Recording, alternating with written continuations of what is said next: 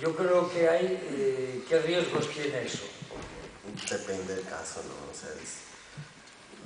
sea, nunca pondría algo que pudiera, yo qué sé, molestar a alguien, no sé, salvo que...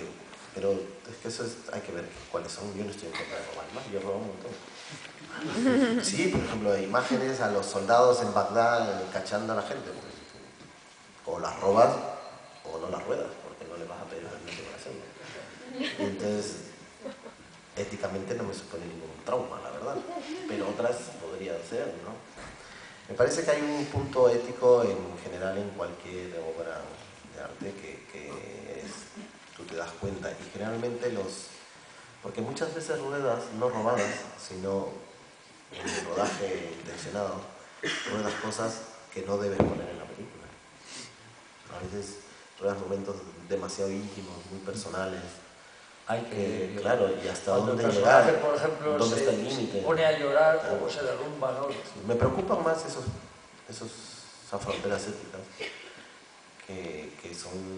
Generalmente los protagonistas te dicen hasta dónde puedes estar y tú te das cuenta cuando los conoces mucho y has estado mucho con ellos.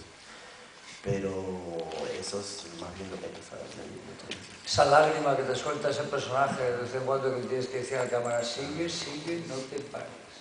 Sobre todo en montaje, ¿no? Lo metes o no lo metes, ahí es donde lo piensas, ¿no? Sobre todo si es muy espontánea, ¿no? Porque yo me a veces acuerdo viene a cuento, a veces no hay que recrearse en eso. Depende de la película y las situaciones son distintas en cada momento, ¿no? Pero hay muchos dilemas éticos, no necesariamente con imágenes robadas, sino también con un rodaje intencional. Yo recuerdo un torturado de la ESMA que estaba sentado en París contándonos la primera vez que hablaba. Entonces no quisimos explotarle mucho, pero fuimos a ver con él. Llevamos una cámara de recurso. Yo esta película la rodé con Enrique Gabriel. Y el tipo empezó a hablarnos, se empezó a poner a llorar, que se levantó y se dio la vuelta del sofá y se fue de la habitación. Entonces la cámara sigue, se está yendo, no puede contenerse, está en una...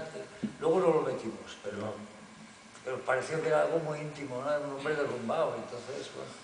Sí, a veces la película lo pide o no lo pide, o el personaje te das cuenta que debe estar eso o no, eso ya es también... Se mide mucho en el montaje, eso más, ¿no? Sí, y en ese sentido, cuando te encuentras esa joya, que es un tipo, un hombre o una mujer espontáneo, que habla de una determinada manera, estás pensando, qué joya, tenemos aquí un caramelo, ¿no? Sí, no, a veces suceden cosas increíbles, y de pronto descubres personajes que parecen que llevan toda la vida esperando el momento para hacer esta película. Y son increíbles, jamás imaginaste que pudieran funcionar tan bien, dar tan bien a la cámara. Y dices que esto está hecho, ¿sabes? Pero claro, es lo bonito del documental, ¿no? Que es, todo puede suceder. Pero también a veces hay que provocarlo un poquito, ¿no? Se fabrican situaciones, se crean momentos, ¿no? Se crean historias, se pueden forzar historias también, ¿no? Es decir, encuentros. O puede decir, ¿te importa contarme aquello que me contaste el otro día cuando nos estábamos paseando, cuando me dijiste aquello? Sí, no, claro. Se repite mucho en cosas que ya te han contado. Yo repito mucho los mismos contenidos en distintos espacios, por ejemplo. A ver cuál porque luego no sé en qué momento necesito que me lo cuenten en la película. Y además lo más importante a la hora de dirigir entrevistas no es tanto como las diriges o como tal, sino encontrar el espacio y el momento para hablar de determinadas cosas. Entonces tú tienes que ir descubriendo el sitio, como todo en la vida. Cuando vas a hablar con alguien buscas caminar por un lugar o quedar para cenar, no sé. Igual es en el documental. Lo más importante en una entrevista es dónde la haces y el momento en el que la haces. Por ejemplo, perdona, pero nadie habla igual dependiendo del lugar y el momento.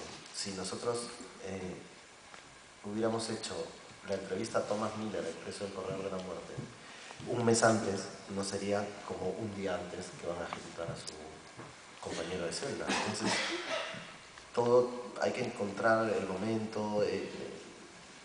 Mendizana, el exiliado kurdo, hablar con él días previos a que sus hijos vengan a verlo para cenar con él. Rodeado de nieve por todos lados. No es lo mismo que... Entonces tiene mucho que ver en la dirección de la entrevista, encontrar el espacio y el lugar y el momento en el que hay que hablar. Y también cuando ves que ese no es el momento ni el lugar, suspender la entrevista y parar el rodaje y te vas a rodar Plátanos de la nieve. Pero sobre todo sobre esos personajes, tienes que saber mucho de ellos, haber hablado mucho para en ese momento... Es como una gran entrevista. Yo, por ejemplo, que soy periodista, siempre he considerado que la entrevista es un género que es una seducción a un personaje para que te cuente a ti lo que nunca contaba nadie, que ese es un poco el gran sueño del entrevistador. Yo creo que aquí vale perfectamente, ¿no? Sacarle... Sí. Es una seducción mutua, ¿eh?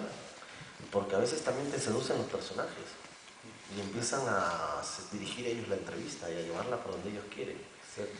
Y a veces eso es lo mejor, ¿no? A Sí, veces pero... haces una sola pregunta y hablan una hora y todo vale. Es que cada personaje es un mundo y hay un trabajo distinto, donde no hay una norma, ¿no? Claro, que las personas son distintas, entonces se habla distinto con uno que con otro. Y luego equipo. Yo me imagino que hay ciertas entrevistas en las que hay que ir con el mínimo equipo para no convertir aquello en un circo y que la persona esté relajada, pueda hablar sin problemas, se sienta... ¿no? Suele pasar, ¿no? que cuanto menos gente tal es mejor, en fin, más íntimo, pero en realidad no es un problema de cantidad de equipo tal, en realidad es de la gente adecuada. Es decir, yo he rodado con 10 personas absolutamente invisibles y he rodado con 3 y se nota que hay 3, es decir, hay que estar con la gente adecuada sobre todo, ¿no? Hay películas que requieren más equipo, que tienen más complicación de rodaje, estás rodando en sitios complicados y necesitas ayuda de dirección.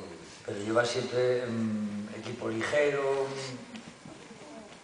Yo creo que todo tiene que ver con lo que tú decías antes, con la seducción y con encontrar el momento y el lugar. Y ahí se les olvida todo, que hay cámaras y de todo.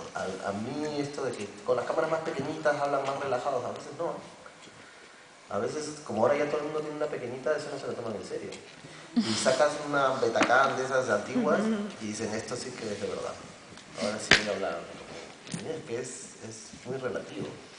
Es más cómodo rodar con cámaras pequeñas, lo normal es que se sientan más relajados, pero a mí me ha pasado de trabajar la investigación con cámaras pequeñas y luego cuando sacas una cámara más grandecita en el rodaje y están los focos y se crea una especie de ambiente místico, cinematográfico, que hablan distinto y a veces hablan mejor. O sea que eso no es del todo cierto, a veces pasa lo contrario. Yo me imagino que aquí también en el futuro va a haber algunos de los chicos, chicas que están aquí, se van a atrever a hacer un documental, a contar una determinada realidad desde su punto de vista, con un compromiso. No es tan importante el equipo como cuenten, como la historia que quieran contar y con el tono que quieran dar. Pero hoy día que se tiende a hacer ya de estas películas cada día de bajo presupuesto, casi hechas en casa, una persona, tú solo con una cámara, ahora ya puedes hacer un documental en condiciones. Algunos tipos de documentales. Por ejemplo, si es un documental sobre tu abuela, que puede ser una obra cinematográfica maravillosa, no hay ningún problema. Ahora, si es un documental como el que voy a proyectar hoy, es imposible.